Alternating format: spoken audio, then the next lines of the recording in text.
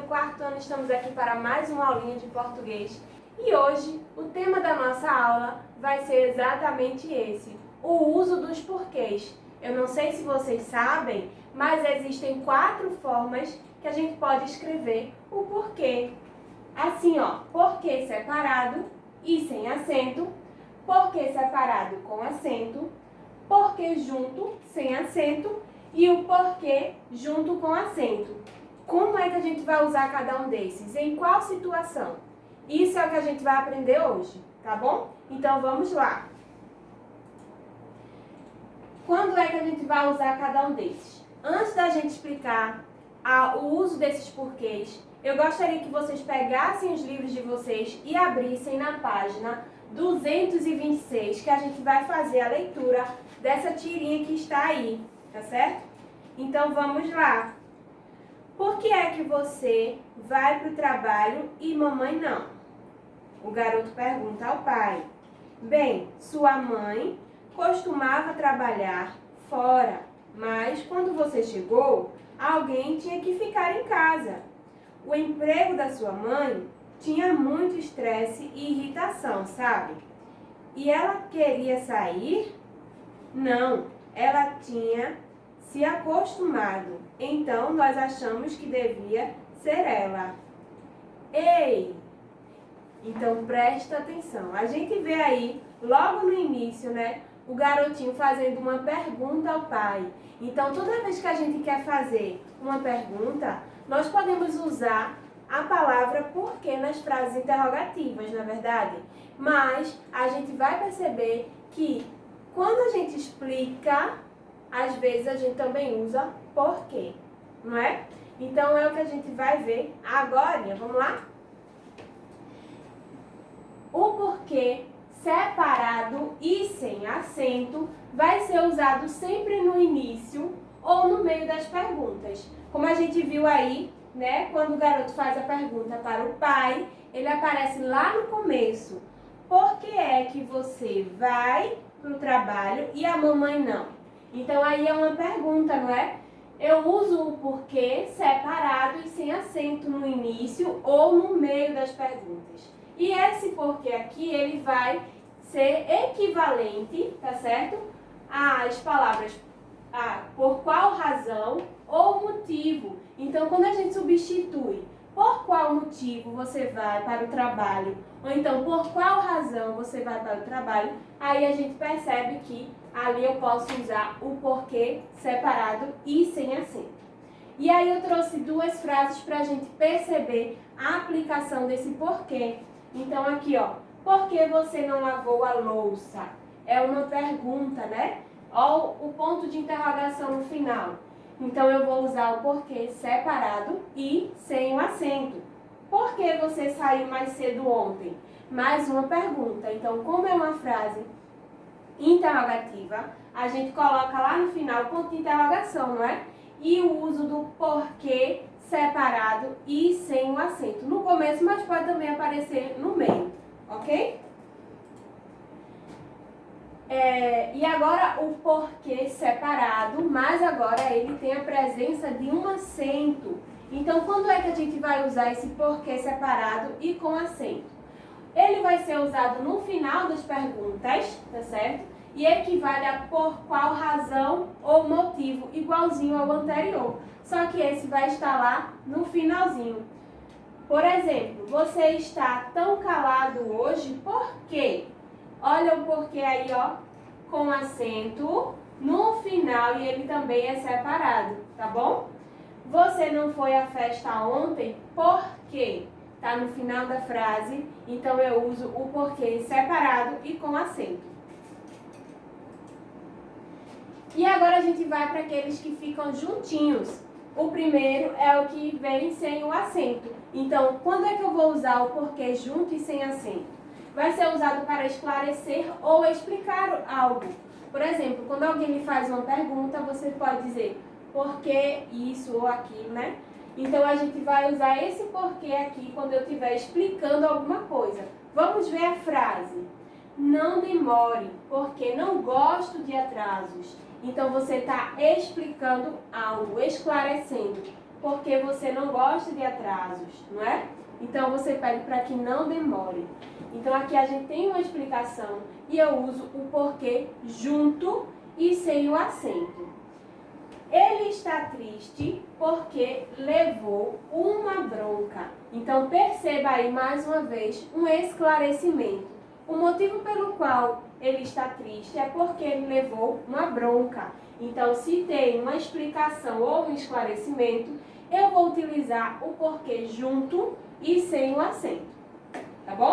E agora o porquê junto, só que agora com a presença do acento. Então, quando é que eu vou usar esse tipo de porquê, né?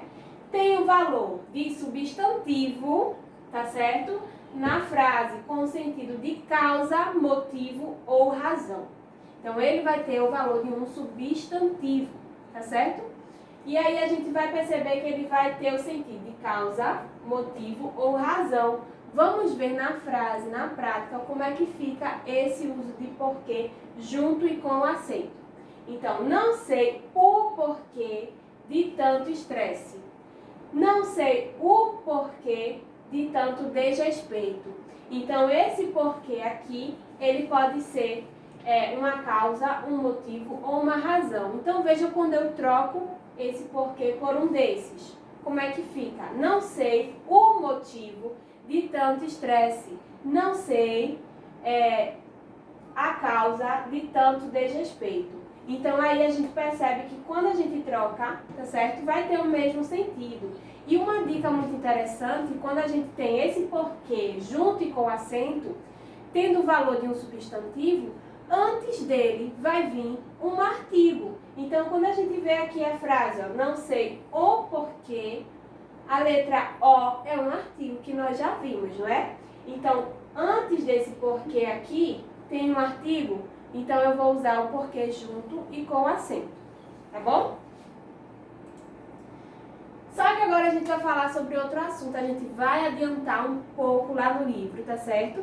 Eu gostaria que vocês acompanhassem e está lá na página 246 a 248 o uso de sob e sobre. Então, quando é que a gente vai usar essas duas palavrinhas, já que elas têm uma pronúncia muito semelhante, né? Então aí a gente fica às vezes com dúvida de quando é que eu devo usar uma palavra ou a outra. Mas a gente vai perceber que essas palavras elas podem ter significados diferentes, tá bom? Então é o que a gente vai observar hoje. Primeira coisa que a gente vai parar para analisar. Percebam essa imagem aqui, tá certo? Então observem. O gato está sobre a mesa. Então, ele está tendo um contato direto com a mesa, que é um objeto. Então, ele está sobre, está tendo um contato, tá certo? E aqui a gente vê o cãozinho, ó, lá de boa, dormindo, tirando a soneca, sob a mesa. Então, ele está abaixo, não está tendo nenhum contato. Então, aí a gente já pode ter uma ideia de quando a gente vai usar cada um desses, tá bom? E aí a gente vai usar o sob toda vez que a gente tiver uma ideia de embaixo de acordo com ou amando de alguém, tá certo? Essa daqui vai ser a ideia que a gente vai utilizar a palavra sob. Agora, quando é que a gente usa a palavra sobre? Toda vez que a gente tiver uma ideia de em cima de, acima de e a respeito de. A gente vai ver isso na aplicação de uma frase para que isso fique um pouco mais claro para vocês, tá bom? Então vamos lá. Então primeiro a gente vai analisar as três formas que a gente pode ter uma ideia de usar a palavra sob. Então, embaixo de acordo com e amando de alguém. Então, embaixo de, passamos sob a ponte essa tarde. Então, passamos embaixo de alguma coisa. Então, eu vou usar a palavra sob, ok? Se é embaixo de, eu vou usar sob. Agora, de acordo com, farei uns vestidos sob medida. Então, eu farei um vestido de acordo com a medida, tá certo? Então, eu posso utilizar quando eu tiver uma ideia de acordo com, ok? Terceiro, a mando de alguém. A loja de imóveis está sob nova direção.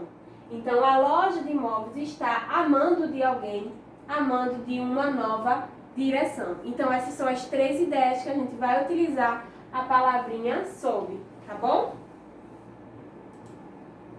E agora a gente vai ver o uso do sobre, tá bom? Vamos lá. Então, a gente vai usar o sobre toda vez que tivermos a ideia de em cima de, acima de e a respeito de. Então, deixei meu caderno sobre a cama. Então, me dá uma ideia de que está acima de alguma coisa. Então, estava acima da cama, tá bom? Sobre a cama. A aula de hoje é sobre animais peçonhentos. Então, aqui, essa frase aqui é a respeito de alguma coisa. Então, a aula de hoje é a respeito de animais peçonhentos. Então, eu posso utilizar a palavra sobre. Falamos a tarde toda sobre nossa infância. Então, a respeito da nossa infância, tá bom? Então, aqui a gente tem a ideia de em cima de ou acima. Por exemplo, a palavra sob e sobre estão acima do primeiro quadrinho. Então, estão sobre este quadro. Então, aí a gente tem a aplicação desta palavra também. Então, toda vez que me der a ideia de que está acima de alguma coisa, aí eu vou usar a palavra sobre. E toda vez que estiver abaixo de algo, eu vou usar a palavra sob, tá bom? E aí, só para finalizar, eu gostaria que vocês observassem essa imagem, essas 2 formiguinhas aqui, e aí vocês vão ter um tempinho para pensar e completar a frase com sob ou sobre, e depois você vai ver como é que fica a resposta, tá bom? Nick trabalha, espaço, a terra, enquanto Mike descansa, espaço, a terra. E aí? Eu vou usar o que aqui? Sob ou sobre? E no outro quadrinho, qual palavra se enquadra adequadamente? Já pensaram? Já responderam?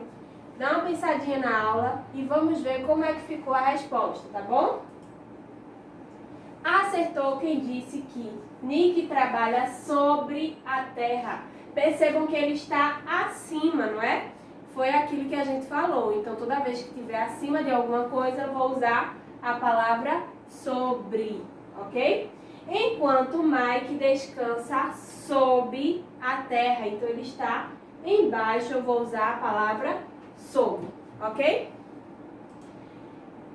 Bem, pessoal, finalizamos a nossa aulinha de hoje. E só lembrando, sempre após os conteúdos, a gente tem as nossas atividades. Então, fica aí, após o conteúdo, as atividades para vocês realizarem em casa, tá bom? Tchau, tchau. Nós nos vemos na próxima aula.